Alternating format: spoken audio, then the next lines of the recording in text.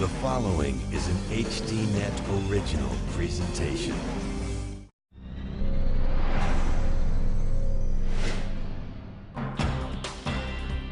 Tonight, the dawn of a new era in nuclear power. The United States is running 104 reactors safely, 20% of our electricity.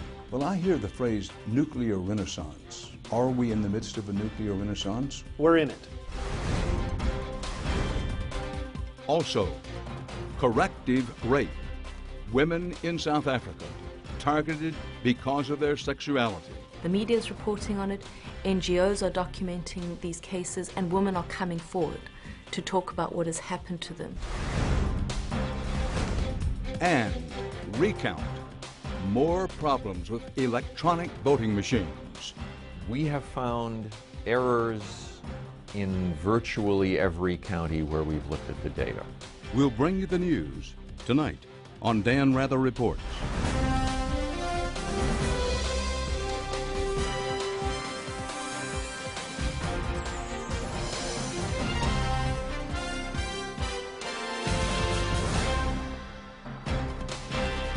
Good evening. There was a time, and those of you old enough will remember it well, when nuclear power seemed like the future. Then came the meltdowns and the radioactive waste, and nuclear energy became a dirty word. There are still many fair-minded people who say they are worried about nuclear energy, but around the world, countries are rushing to embrace nuclear power. Even the Obama administration supports it because it produces no greenhouse gases. Two significant hurdles make nuclear the underdog of energy options. Number one, its price tag, and number two, what to do with the radioactive waste it generates. So what if there was a way to build nuclear power plants that were smaller, more affordable, and that even solved, or at least greatly reduced, the waste issue? Tonight, radical ideas to jumpstart a nuclear revival. If I'm right, Dan, then the United States would lead the world in a new clean energy source. If I'm right, we'll put this country on a path to get rid of nuclear waste. Nuclear scientist Dr. Eric Lowen oversees advanced reactor designs at GE Hitachi, a joint venture building nuclear reactors all over the world. Esquire magazine called him the man who is going to save the world, and he's trying to do it from a modest cubicle in Wilmington, North Carolina, with a new nuclear reactor called the PRISM. Take me through what its attributes are. Why should I be interested? Why should we want to do it? This reactor is unique because it generates electricity that comes from what we perceive as waste today. So we can take used nuclear fuel. There's 53,000 metric tons around the country at different nuclear power plants. That's what you could use for fuel for this PRISM reactor. Lowen says now is the time for the United States to reassert its leadership on the nuclear stage. It's our technology, and we should exploit it. 10,000 scientists and engineers are at work to prove that atomic energy does not mean only the atomic bomb. There was a time when America clearly led the world in nuclear technology. A new landmark rises at Pleasanton. America's top minds built the world's first nuclear reactors in the 1950s, and by the 1970s, nuclear power plants were coming online rapidly across the country.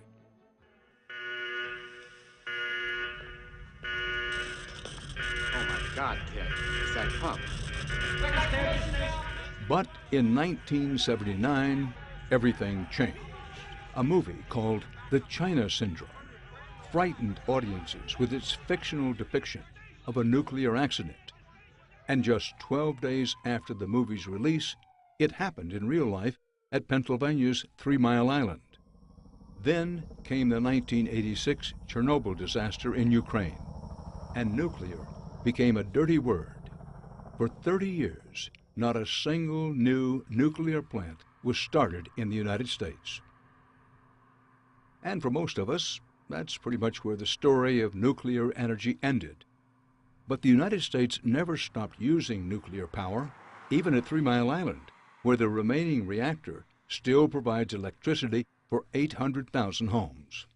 The United States is running 104 reactors safely, 20% of our electricity. Well, I hear the phrase nuclear renaissance. Are we in the midst of a nuclear renaissance? We're in it.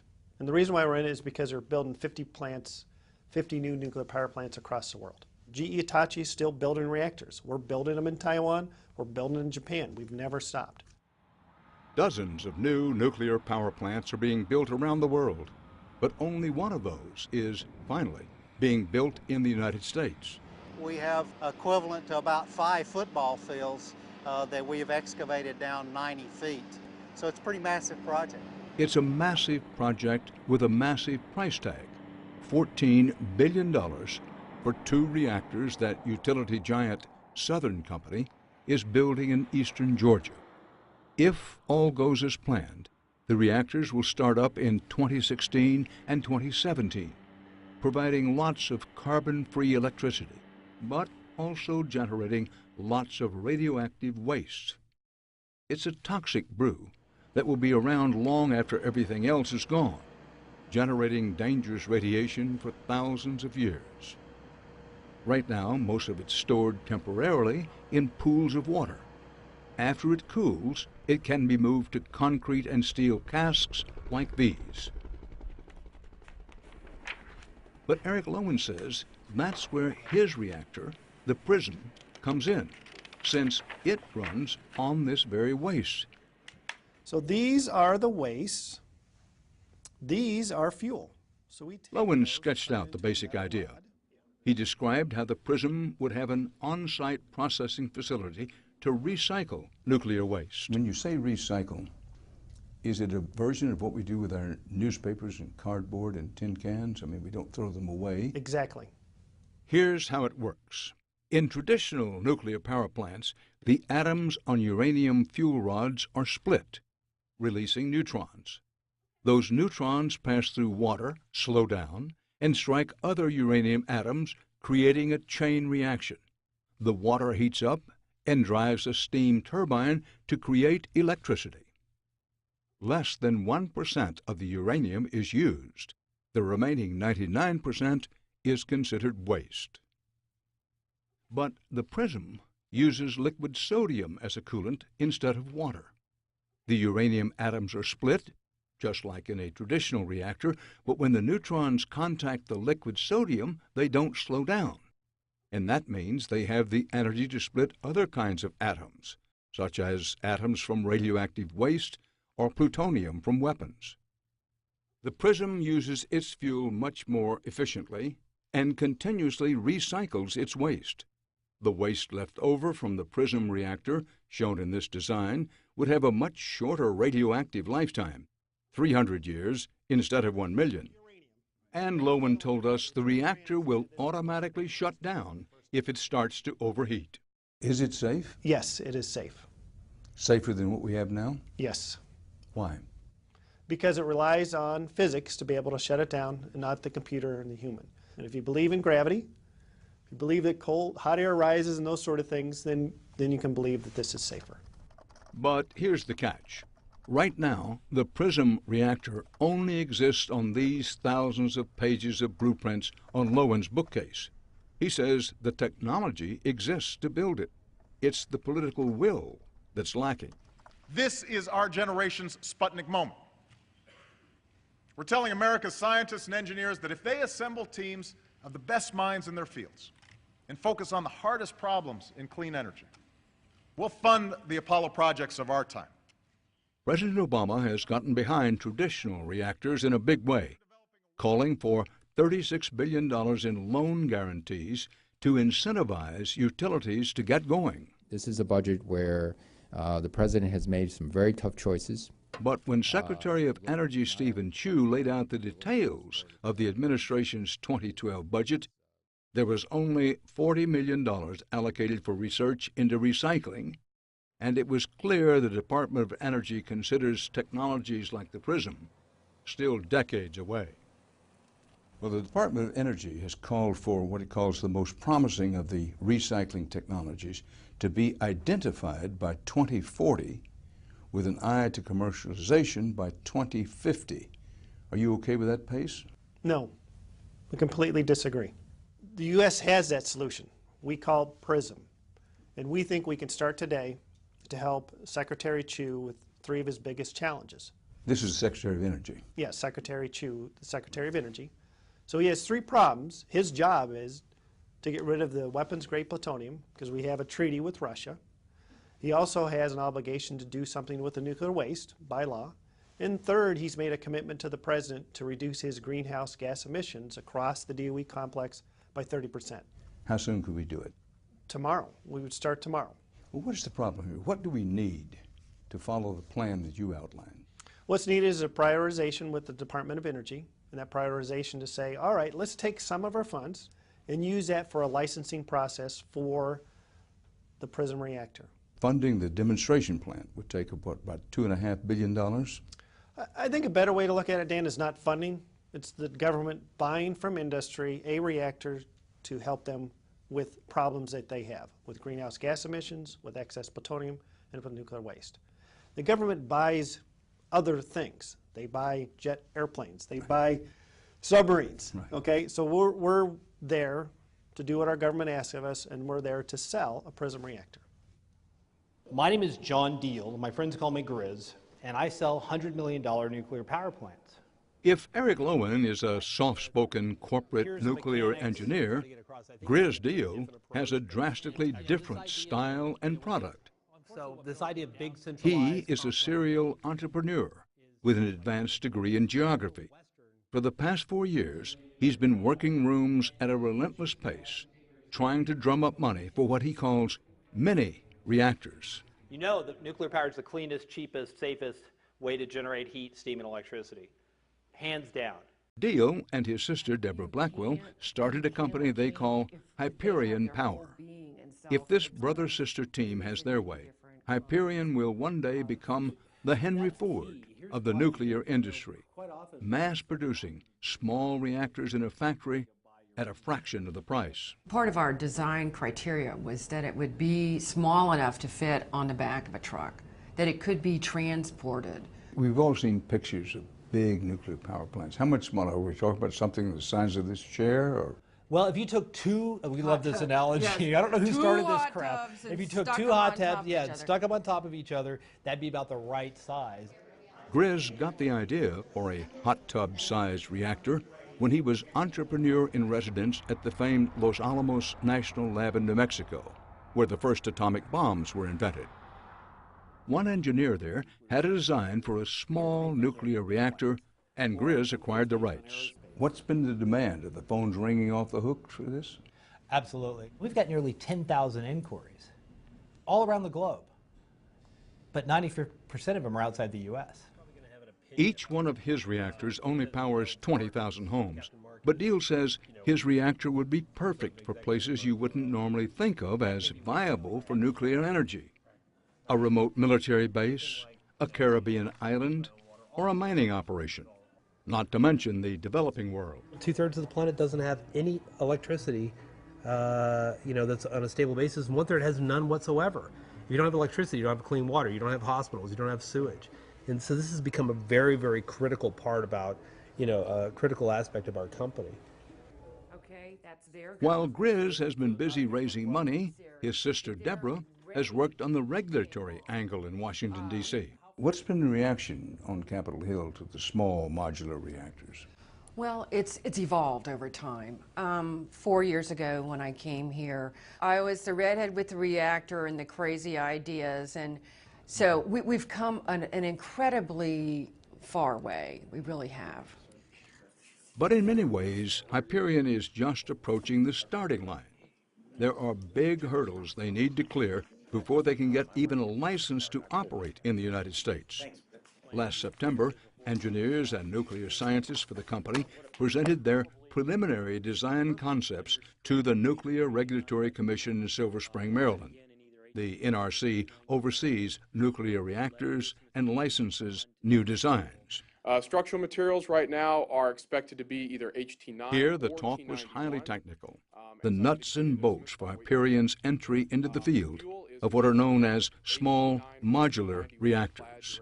Have you given initial thoughts to the system you would need to melt the lead business? It's probably going to have to be, again, it's not designed yet, but it's going to be on Even though their reactor hasn't been built or licensed, Hyperion says they have customer commitments for 133 units at $100 million a pop. And they expect to be on the ground within 5 years in South Africa or Brazil. But the regulatory process in the U.S. is a meticulous, torturous one. And the NRC says that's intentional. Bottom line is these are very complicated machines, and in the end, our focus is on safety. So we want to take the time to make sure we do it right. Dr. Gregory Yoshko is the chairman of the Nuclear Regulatory Commission. I'm going to call on your experience in Congress now, again, and asking from straight, candid talk. Is or is not Hyperion hyping its ability to get to the market quickly? Well, it's not really the role probably of the NRC to decide what the market will accept or not accept. And certainly from our perspective, in the kinds of discussions we're having with Hyperion, they are much more in the conceptual stage. But Grizz says that's just the bureaucracy inhibiting innovation. The NRC doesn't necessarily agree with it, but we announced last January that we'd be ready to submit in the fiscal year 2012, which is really soon.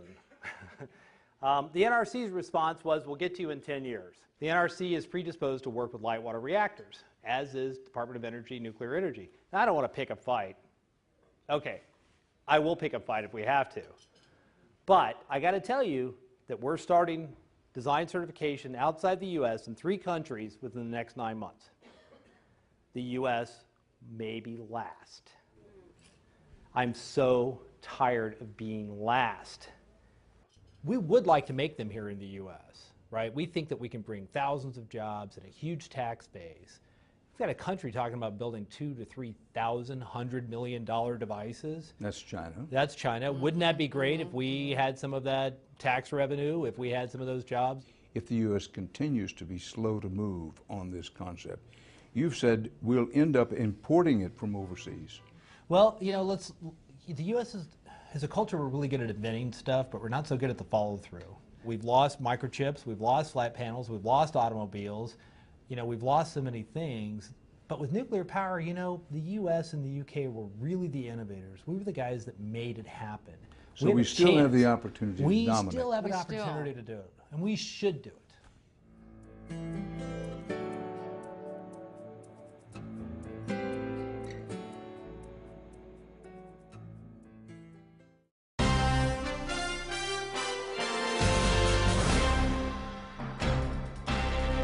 Welcome back. Tonight we've been looking at a fight over the quest for nuclear power. We've met 2 men selling different visions that each said would revolutionize energy production. But both Eric Lowen of GE Hitachi and Grizz Deal of Hyperion Power had a similar complaint. The Obama administration, like administrations before it, is being too timid in embracing the future.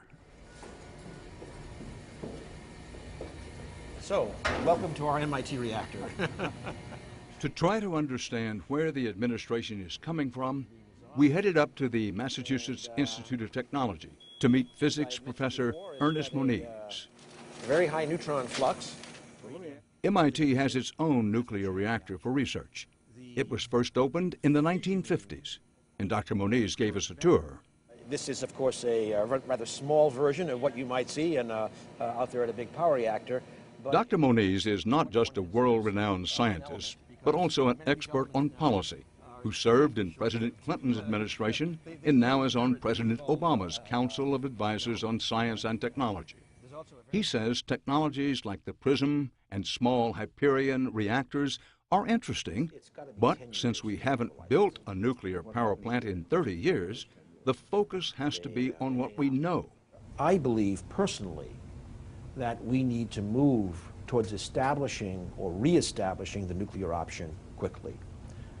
The only game in town, in my view, for some number of years is going to be evolutionary designs based upon what we've done in the past. Well, we've talked to not just 1 or 2, but a number of scientists and entrepreneurs who do have an entirely different vision for nuclear power. Mm-hmm. They've got designs that are smaller, cheaper, and that even recycle the waste. Now, they say that they're concerned that the United States is going down the wrong path by not embracing all of the alternative technology, or fixing our vision with the look-ahead technology rather than the look-back technology. My view is that I strongly support developing these technologies. We may have a different view as to the maturity of those technologies. As I say, it's fine to say one has this technology that's never been built, that's never gone through a licensing process, which is inherently tortuous in the nuclear business. And takes time. Takes time, absolutely. So that's why I feel, and I feel like I'm a technology Luddite or something in saying this, that for the next 10, 20 years, if we're going to build nuclear power, it's going to be fundamentally based around what you see and the technological evolutions, so-called Generation 3+ reactors. Dr. Moniz says that critics who paint the Obama administration as stuck in the past are misguided, and that even in tough economic times, the president is asking Congress for hundreds of millions of dollars for basic nuclear research.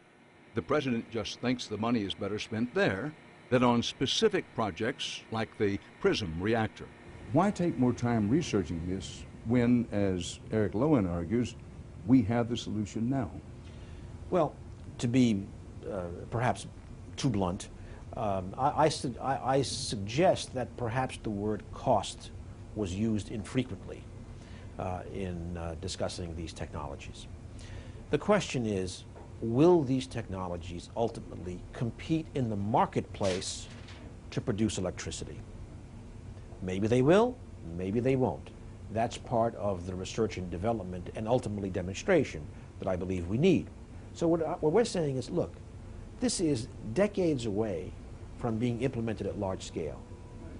Why don't we come back a bit first, explore a wider set of options, maybe we'll find something better, and we'll get there in 25 or 30 years in terms of what would be a possible recycling approach, and understand, will it compete economically in the marketplace? The cost of building nuclear power plants is expensive, very, even for existing technologies. The plant being built in Georgia could only be financed because Congress allocated billions of dollars in loan guarantees. And Dr. Moniz supports President Obama's request for another $36 billion in loan guarantees. I, in the end, feel that a limited program of federal support is warranted, and I support the idea of doing that. Unlimited. Is $36 billion, could that be considered in the world of nuclear power limited? Well, nuclear power is large in scale, but we should understand that this is not a commitment of $36 billion. It is a loan guarantee, and in principle, we hope the public will have no cost whatsoever. What's important here is that a nuclear power plant, essentially all the costs are up front. When you operate it, it's very, very inexpensive. So you need $5, $6, $7 billion to build one plant. So the idea here is to share the financing risk, because Wall Street right now, coming to finance a new nuclear power plant, would charge an enormous premium. As for what to do with the nuclear waste, Dr. Moniz is serving on a presidential commission to study the problem. The commission was launched by President Obama after he shut down the storage program at Yucca Mountain in Nevada. Dr. Moniz believes the best thing to do with the waste for the next few decades is to store it in those casks at ground level. For now, store the fuel, don't do anything fancy. It preserves your options, it's safe, and it's cheap. Which means you can not use it, or at some future date you can decide to try to recycle it. To recycle it, right. And if in 40 or 50 years we find that recycling is the preferred approach on the basis of economics, of waste management, of not exacerbating nuclear proliferation concerns, well, fine. Then we have the spent fuel, in a dry storage, and we can use it then. Dr. Moniz does say, however, that there's an excitement about nuclear energy that he hasn't seen in years, and that once again, the field of nuclear power is attracting some of the best young minds in the country. Have we fallen behind in nuclear research? I'm afraid we have, I would say, overall. We went through a long period where, well, we were not building reactors. When you're not building reactors, you're not encouraging a lot of research, and you're not encouraging young people to come into the field. So frankly, over these years, well, France and Russia and Japan, for example, Korea have had much more active programs. I'm pleased to see, I think we're coming back. Do you want this one? Okay. And that brings us to the final chapter of our report on nuclear energy. From the future to the past and a lush backyard garden in Idaho. There, a retired nuclear engineer with a story to tell now spends his days tending to the roses instead of unleashing the power of the atom. Legendary Dr. Charles Till has a wall full of degrees that speak to his expertise in the field of nuclear engineering. He reached his greatest renown not far from his current home in the remote desert of eastern Idaho. Here, amidst the sagebrush, is the national lab where Till once served as associate director. He came here decades ago when this region was hot with the excitement of the nuclear age. It was the field for engineers and scientists. It was new. It was not weapons. It was an inexhaustible source of energy for mankind. It was here that nuclear fission first generated electricity, lighting up a string of light bulbs in 1951. Power lines ran from here to the nearby town of Arco, the first town powered by atomic energy. And when Till came here in 1985, he helped launch a project that he thought would revolutionize nuclear energy once again. The reactor is there under the dome. When the fuel is... It was called the Integral Fast Reactor, or IFR. It is highly radioactive. It's brought out through a transfer tunnel there and into the fuel conditioning facility. Its technology was the basis for the PRISM reactor that GE Hitachi is now trying to market. It would recycle its own waste, as well as use radioactive waste from other reactors or nuclear weapons as fuel. The principal thing was to develop a reactor that would use fuel so efficiently that it would provide electrical power in any amount forever. That was the principal thing. You could replace all of the energy generated in the United States today, not just electricity, gasoline, natural gas, whatever, all of it for 1,000 years, just with the spent fuel from the light water reactors of today. The project began under President Reagan, and by the late 1980s, the Department of Energy was funding the IFR to the tune of $100 million a year. At its height, it employed 1,500 scientists and engineers, world experts in their fields.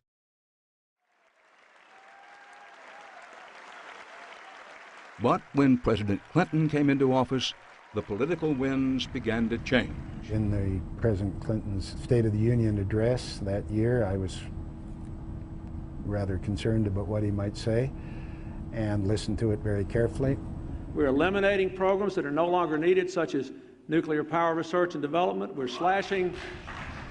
Well, we were the only program in advanced reactor development in the country, so I had a fairly shrewd notion of who it was aimed at. And President Clinton had a powerful ally in cutting the program, Massachusetts Senator John Kerry. And for those who come to the floor with all these line item vetoes and balanced budget amendments and all these techniques to control spending, here's the technique to control spending. Vote to cut this program. Kerry came to the Senate floor with charts demonstrating all the money he said had been spent with no payoff.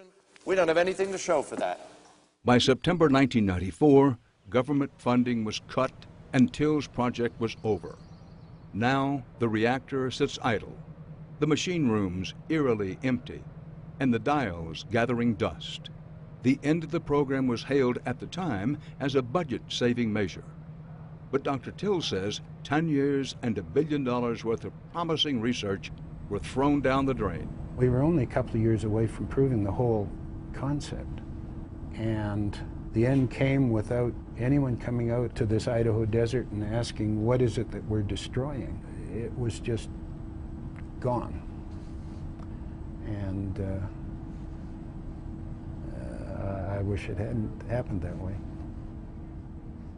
Charles Till wasn't the only one watching President Clinton's State of the Union with dismay.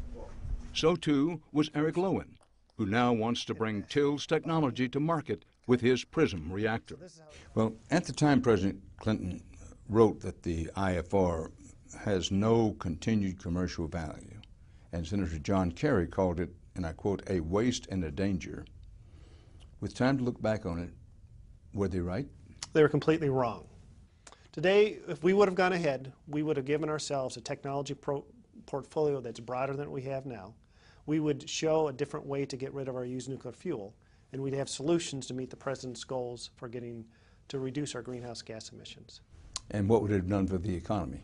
We would have then exported clean technology jobs, just like we did in the 50s when we had the courage under Eisenhower to try to commercialize water-cooled reactors. So we would have been on that next wave of the next technologies for nuclear power.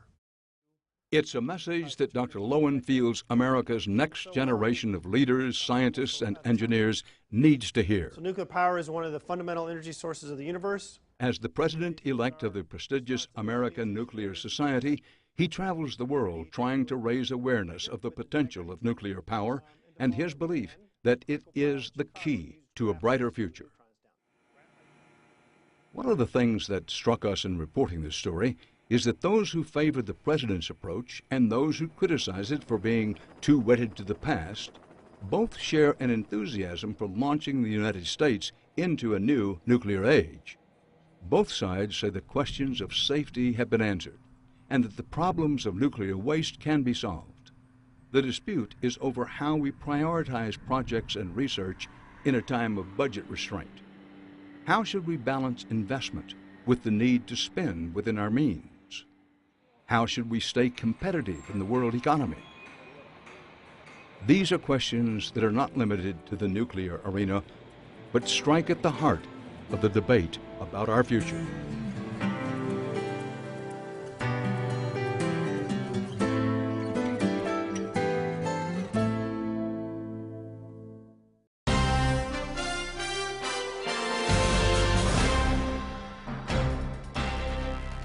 And now we take you to Africa, where issues of human rights, individual rights, including gay rights, are hot-button topics, even more so than in the United States. And that's because homosexuality is banned outright in 38 African countries, and in 3 countries it is punishable by death. South Africa is the lone country on the continent with laws that specifically ban all discrimination based on sexual orientation. But that doesn't mean that gays and lesbians living there are safe.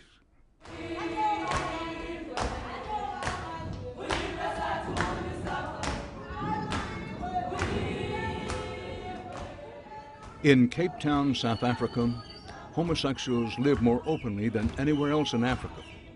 We were allowed to film this small gathering of gays, lesbians, and their supporters, something that would have been all but impossible elsewhere on the continent. Despite their openness, homosexual men and women often face violent backlash for their sexuality. And in South Africa, they are dealing with a particularly heinous type of attack on lesbians. It is called corrective rape. Corrective rape is when the men really they think that they can change your sexuality. Funika Soldat has been attacked twice for her sexual orientation. In 1993, she was stabbed more than 20 times and spent weeks recovering in the hospital. Then in 1995, she was attacked again. This time, she was raped. One of them said, "I've told you one day I will get you."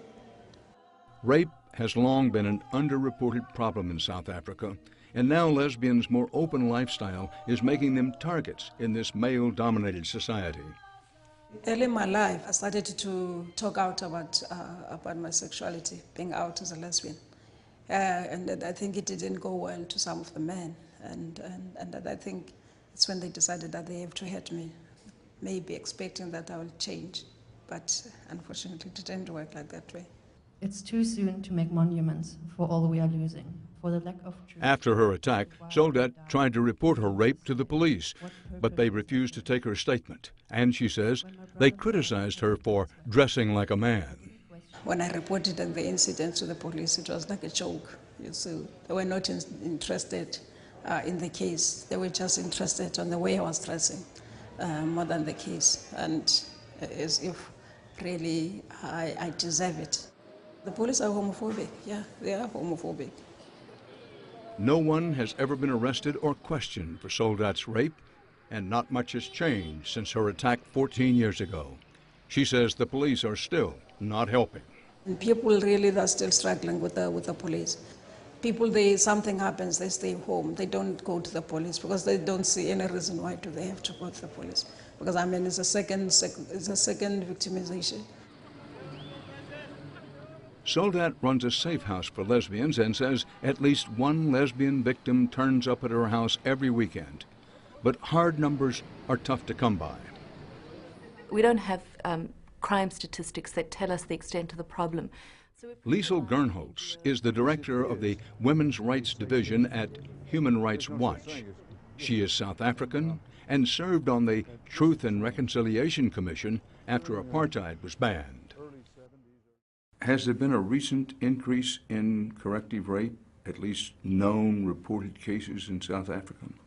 We don't know that because the police don't collect information about the motivation for rape. So if a lesbian woman goes in to report a rape, she may or may not be asked by the police why she was raped. And if they do ask her, they may not record it. What we do know certainly is that there are large numbers of women who are being targeted because the media is reporting on it, NGOs are documenting these cases, and women are coming forward to talk about what has happened to them. How long has, quote, corrective rape been a problem, a big problem in South Africa? My suspicion is that this is not something that's very recent, that this is something that's been happening and it's been relatively invisible in South Africa before the Yudi Simelane case. In April 2008, Yudi Simelane, a 31-year-old professional soccer player and local hero, was last seen leaving this bar. She never made it home. Simelane was found beaten, stabbed, and raped on the banks of a dirty stream halfway between her home and the tavern. Mali Simelane remembers the day the police told her that her daughter was dead. I said, what happened? They've killed her. Is she a soccer lady, a celebrity? I said, no, she's not a celebrity, she's a soccer lady. They've killed her. I said, it's not her. It's not her. But it was her. We are with you all the time. We won't forget you. You are our baby. You are still our baby. Thank you. Mali and her son, Yudi's brother, Emmanuel, still struggle with their loss. Each visit to Yudi's grave stirs up questions about why Yudi, a well-known and well-liked young woman, would be a target. But Mali suspects her daughter was brutally attacked for a reason. Because they know how she was a lesbian.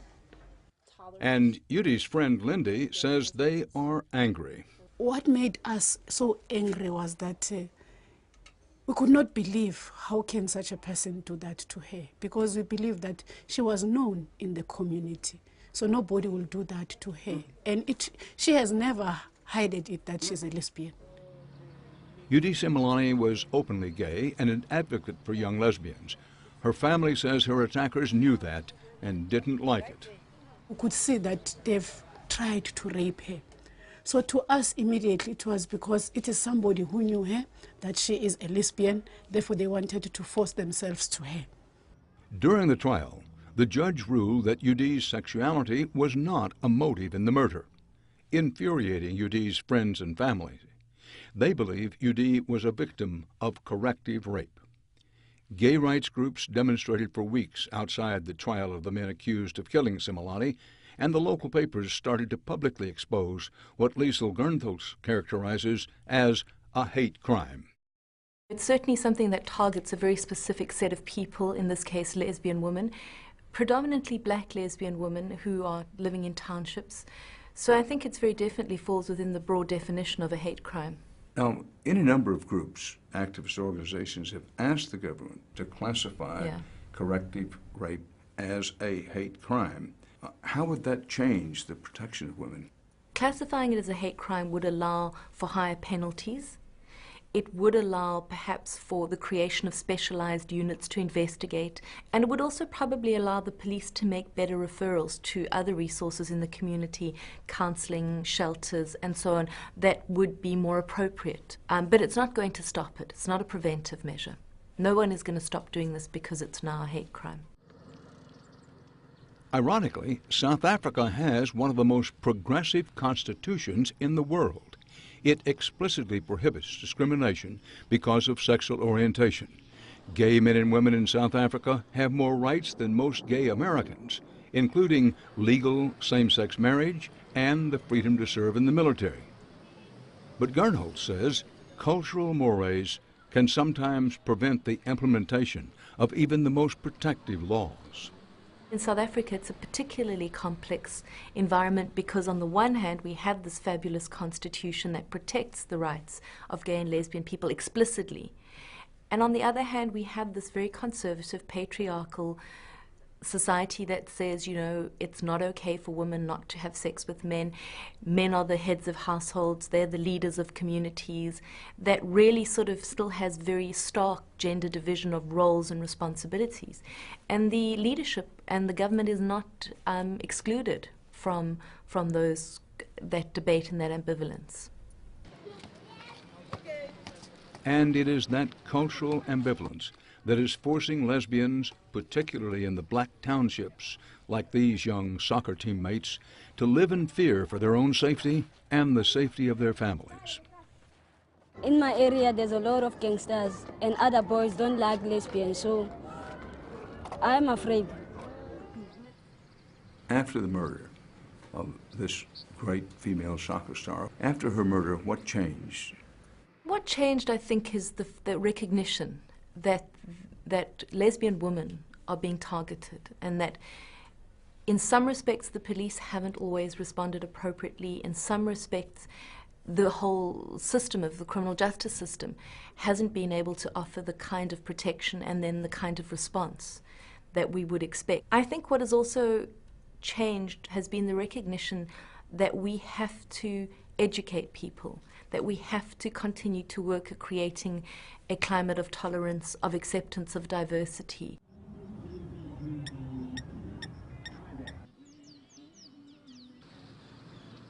The place where Judy Similani died is unremarkable, a low spot in a grassy field. And it would have stayed that way, but her family wanted to remind people of why she died. They built a small bridge that they hope will carry people not only over the muddy stream, but also across the divide of a misunderstood and persecuted lifestyle. So it is important to us so that, number one, any other person who finds herself in the situation like you could be able to walk through that bridge. So we are hoping that if we can have a proper bridge, even if it's somebody who's not from the community, immediately to trick your mind, who's Judy? What happened to her? Therefore, the community will know more about gays and the lesbian, that they are people and we must also respect them.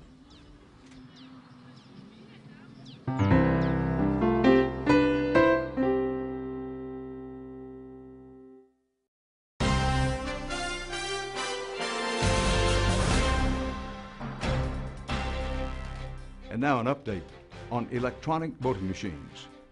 We've devoted considerable airtime on this program to malfunctions with these machines, all the way back to the presidential election in 2000, where punch cards and hanging chads were the issues. But in 2010, a concerned citizen in South Carolina began his own investigation into electronic voting machines when a no-name candidate trounced an established politician in the primary. Frank Handel is that concerned citizen, and the voting machines are Ivotronics, manufactured by the company ES&S. When we first brought you Frank's story, he'd filed numerous Freedom of Information requests and found, for the primary, that the machines seemed to be malfunctioning more than they should. Well, then came the general election last November, and Frank and his friends were at it again.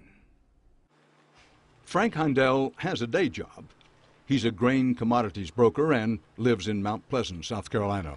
But counting votes, not wheat, has become his passion. Heindel estimates he has made as many as 50 Freedom of Information requests so far, and what he has found is pretty interesting. We found serious problems, votes not being counted, too many votes being certified, election files that have not been created by the voting machines. So there's a variety of problems that we found that the public has never been informed about without us going in and looking for this data. Heindel has now requested all the electronic voting information from 10 counties. He started in his home county, Charleston, and then fanned out to counties that reported complaints or irregularities on Election Day. Now, with the help from a volunteer team of computer scientists, they are doing a citizen's audit of the data. We're trying to bring together 3 computer files that we get through our FOIA request and trying to match those up and see if they can come up and match the certified totals that the counties have turned in. It has to work that day, and it has to work well that day. Duncan Buell is a professor of computer science at the University of South Carolina. He is one of the people helping Heindel parse the thousands of gigabytes of information obtained from his FOIA requests. The asterisk indicates the beginning of a new vote. The number on the left is the iVotronic machine number. Buell wrote a simple program that counts the votes directly from the ballots recorded inside the iVotronic. So this is the file that we processed line by line to count votes to be able to come up with a total of the number of votes cast for every contest, for every precinct, for every iVotronic machine across the county. Buell is then checking the numbers against the official certified results on South Carolina's website. Buell's audit has shown that the vote counting is, at best, sloppy. We have found errors in virtually every county where we've looked at the data. There have been more or less errors in some counties than others, but I don't know that we have looked at data in any county and found no discrepancies. Buell has found that in Richland County, where he voted, poll workers forgot to properly close out 6 machines, and the votes from those machines were left out of the final certified results. It wasn't until a week later, that on November 9th, that the machines were closed, the votes were counted, or the votes were included, but by then the count had been certified, and there is apparently no way in South Carolina to go back and change a certified count even if you know it's wrong. So 772 votes did not get included in the count. The official results are 47 votes more. And in Charleston County, 13,000 votes were recorded that cannot be matched to any electronic ballot. It isn't clear if these phantom votes are real or the result of a computer glitch. I think the system that we have is seriously flawed in not having this kind of cross-check. I mean, this is like, the bank not reconciling the accounts at the end of the day. This is like, somebody not ever balancing their checkbook for 20 years on end. I mean, this is just very straightforward stuff you do when it's important to get the right answer.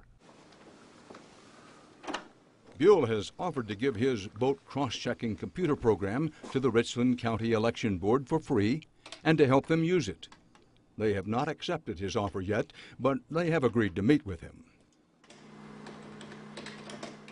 Heindel is still hard at work gathering more information and making more requests. He says he feels vindicated. His original theory that the machines are poorly designed is proving true, and he vows to keep working until every vote really is counted.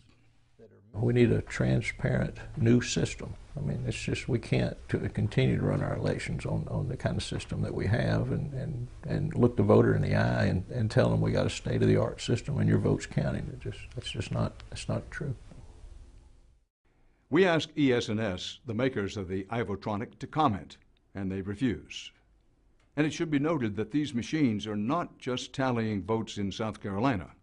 Currently, Ivotronics are used in 19 states by 26 million voters. And that's our program for tonight. From New York, for HDNet, Dan Rather reporting. Good night.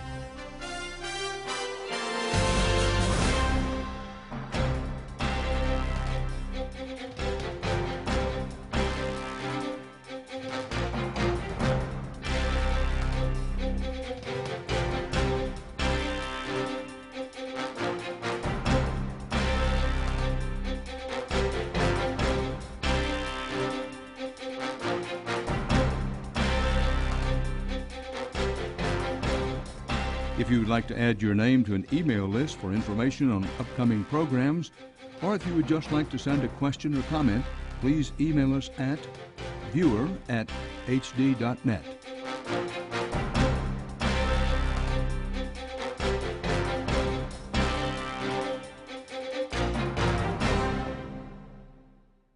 In the United States, we have equivalent to about 5 football fields that we have excavated down 90 feet. So it's a pretty massive project. it's a massive project with a massive price tag, $14 billion for 2 reactors that utility giant Southern Company is building in eastern Georgia. If all goes as planned, the reactors will start up in 2016 and 2017, providing lots of carbon-free electricity, but also generating lots of radioactive waste. It's a toxic brew that will be around long after everything else is gone, generating dangerous radiation for thousands of years. Right now, most of it's stored temporarily in pools of water. After it cools, it can be moved to concrete and steel casks like these. But Eric Lowen says that's where his reactor, the PRISM, comes in, since it runs on this very waste. So these are the wastes. These are fuel.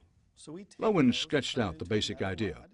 He described how the PRISM would have an on-site processing facility to recycle nuclear waste. When you say recycle, is it a version of what we do with our newspapers and cardboard and tin cans? I mean, we don't throw them away. Exactly. Here's how it works. In traditional nuclear power plants, the atoms on uranium fuel rods are split, releasing neutrons. Those neutrons pass through water, slow down, and strike other uranium atoms, creating a chain reaction. The water heats up and drives a steam turbine to create electricity. Less than 1% of the uranium is used. The remaining 99% is considered waste. But the PRISM uses liquid sodium as a coolant instead of water. The uranium atoms are split, just like in a traditional reactor, but when the neutrons contact the liquid sodium, they don't slow down. And that means they have the energy to split other kinds of atoms, such as atoms from radioactive waste or plutonium from weapons. The PRISM uses its fuel much more efficiently and continuously recycles its waste.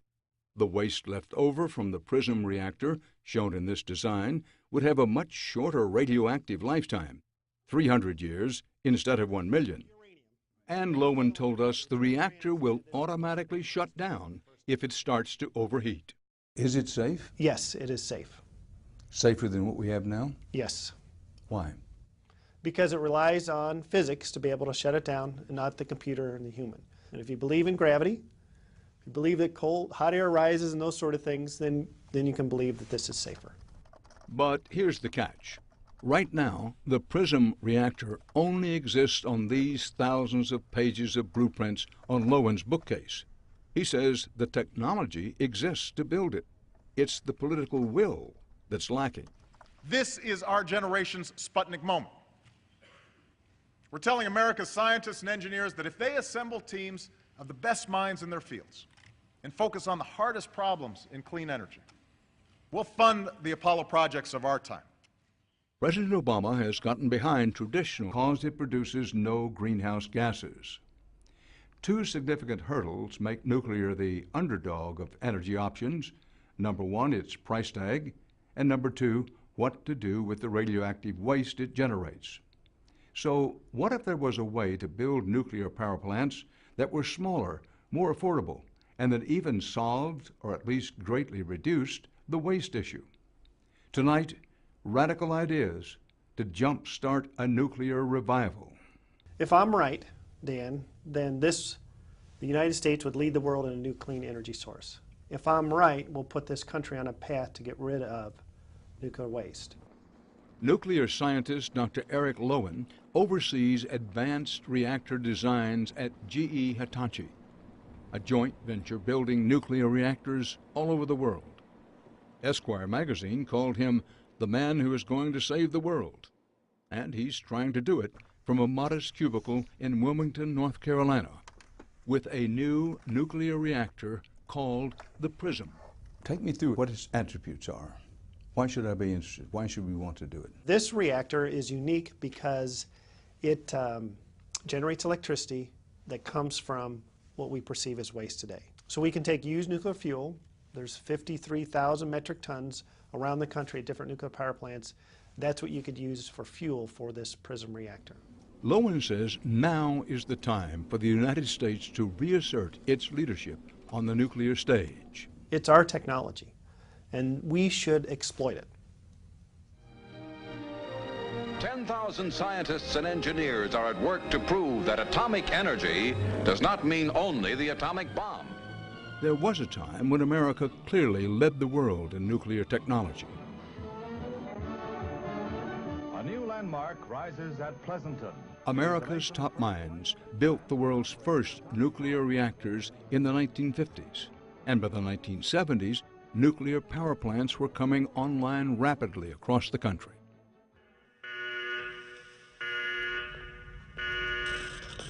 Oh my God, kid, it's that pump. But in 1979, everything changed. A movie called The China Syndrome frightened audiences with its fictional depiction of a nuclear accident. And just 12 days after the movie's release, it happened in real life at Pennsylvania's 3 Mile Island. Then came the 1986 Chernobyl disaster in Ukraine, and nuclear became a dirty word. For 30 years, not a single new nuclear plant was started in the United States. And for most of us, that's pretty much where the story of nuclear energy ended. But the United States never stopped using nuclear power, even at 3 Mile Island, where the remaining reactor still provides electricity for 800,000 homes.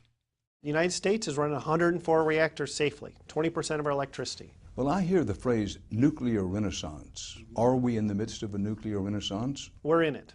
And the reason why we're in it is because we're building 50 plants, 50 new nuclear power plants across the world. GE Hitachi is still building reactors. We're building them in Taiwan. We're building them in Japan. We've never stopped.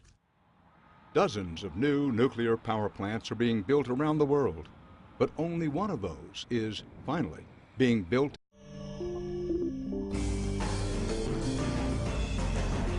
The following is an HDNet original presentation.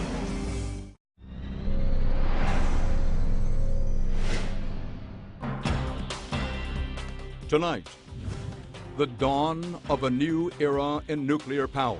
The United States is running 104 reactors safely, 20% of our electricity. Well, I hear the phrase nuclear renaissance. Are we in the midst of a nuclear renaissance? We're in it. Also, corrective rape. Women in South Africa targeted because of their sexuality. The media is reporting on it, NGOs are documenting these cases, and women are coming forward to talk about what has happened to them. And recount more problems with electronic voting machines. We have found errors in virtually every county where we've looked at the data. We'll bring you the news tonight on Dan Rather Reports.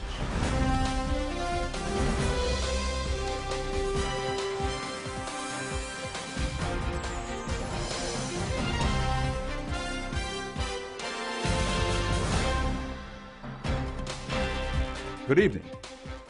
There was a time, and those of you old enough will remember it well, when nuclear power seemed like the future. Then came the meltdowns and the radioactive waste, and nuclear energy became a dirty word. There are still many fair-minded people who say they are worried about nuclear energy, but around the world, countries are rushing to embrace nuclear power. Even the Obama administration supports it,